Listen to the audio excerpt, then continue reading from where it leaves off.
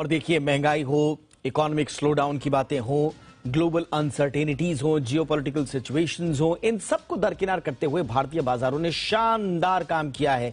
आज से नहीं, बीते कुछ दिनों से, कुछ महीनों से लगातार विपरीत परिस्थितियों में काम कर रहे हैं भारतीय बाजार।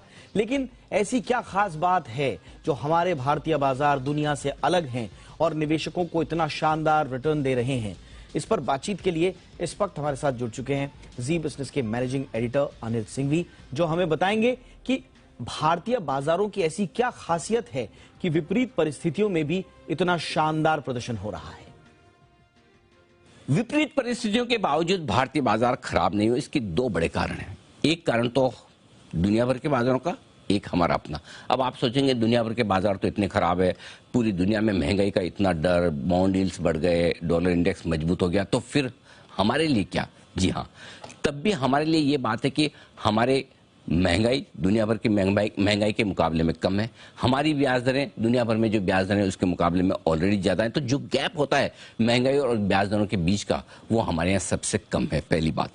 दूसरी बात, हमारे यहाँ की इकोनॉमी की रफ्तार दुनिया में सबसे तेज बढ़ने वाली इकोनॉमी में से एक है। तो दुनिया भर में जहां एक और रिसेशन का खतरा है, हमारी इकोनॉमी मजबूती की तरफ बढ़ती हुई दिख रही है। अब चूंकि ब्याज दरें हम भी बढ़ा रहे हैं, तो जाहिर सी बात है कि थोड़ी रफ्तार हमारी भी धीमी पड़ेगी, बिल्कुल पड़ेगी, लेकिन उसके बावजूद हम ज्यादा तेजी से बढ़ने वाले रहेंगे। ये बड़ा कंफर्ट है।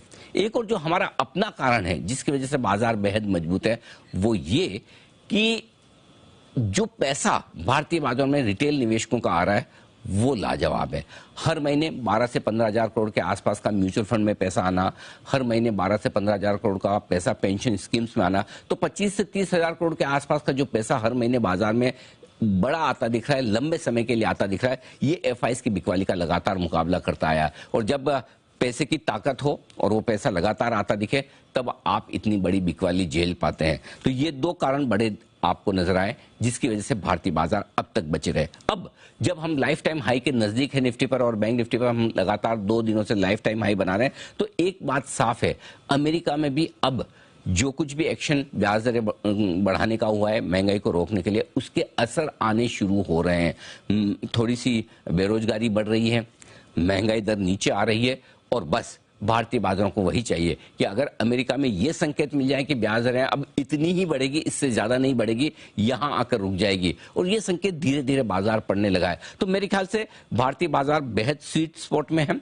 एक और ग्लोबल रिकवरी के संकेत या ग्लोबल मार्केट के कमजोर होने के संकेत कम हो रहे हैं, दूसरी ओर हमारे अपने संकेत मजबूत हैं, और उसके ऊपर रिटेल इन्वेस्टर्स, जिसे मैं आमतौर पर तीसरी महाशक्ति कहता हूं, तीसरी महाशक्ति इस बार की मंदी में डटकर खड़ी रही, मुकाबला करती रही एफआईज की बिकवाली का, और अंत में जीत हमारे रिटेल इन्वेस्टर्स और हिंदुस्तान के निवेशकों की होती हुई दिख रही है। और यही वजह है अमेरिका, डाउ, नैस्डैक अपने लाइफ टाइम हाई से इतना दूर होने के बावजूद भारतीय बाजार लाइफ टाइम हाई पर मजबूती के साथ खड़े हैं।